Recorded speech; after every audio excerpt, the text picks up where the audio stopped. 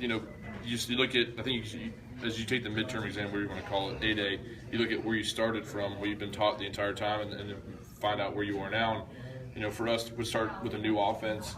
We've got, 9 new starters in there. Really, I guess, you can count Derek, but all those new guys with a new offense and, just the way that all of us and the entire offense has handled it and, gone about it like a pro. I think it's been a huge asset for us, and we continue to get better and better.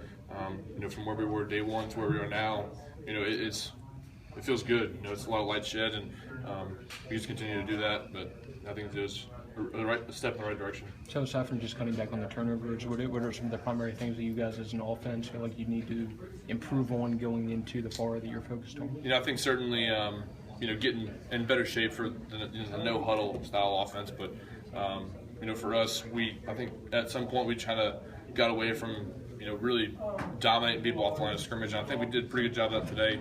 But that was a big concern about a week ago, that we were kind of losing that a little bit. But I think that we've since regained that, and I think we did a pretty good job keeping the quarterbacks clean. So just being an overall best offensive line that we could be, and especially 5 playing as one. I think the more time that we have with each other, the closer we're going to be, the better off we'll be. Ryan, what about Ross Piersbacher? Obviously he's a young guy that's much like yourself that's worked his way into the lineup quickly. How has he done the spring play next to you?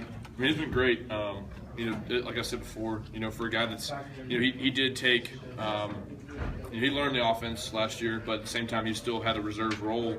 That can be really hard and really challenging because you're focusing on, just the fundamentals your freshman year, and then you get to turn around and learn the entire offense, especially when it's changing like it is.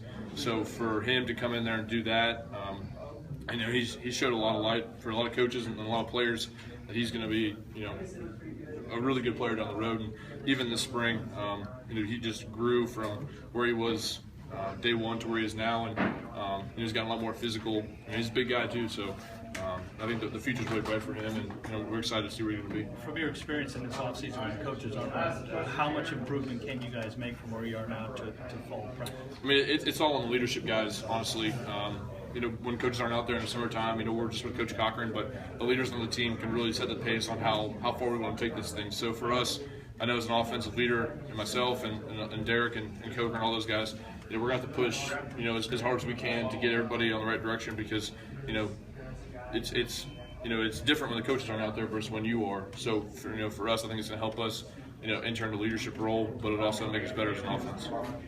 How important is it to name? How important is it to name a starter and building that consistency with the offensive line? I think it is, but as an offensive line, it shouldn't dictate on how we do our job. So for us, as 5, you look at every great team that's ever played here, and they've always had great offensive linemen. So as 5 of us, we just understand that we can control, and set the tempo and set the pace for how our offense runs. So for us, it doesn't matter what quarterback's in there. We know that we have all the trust in them. All the coaches do. But we can control how we move as an offense further down the road. Appreciate it.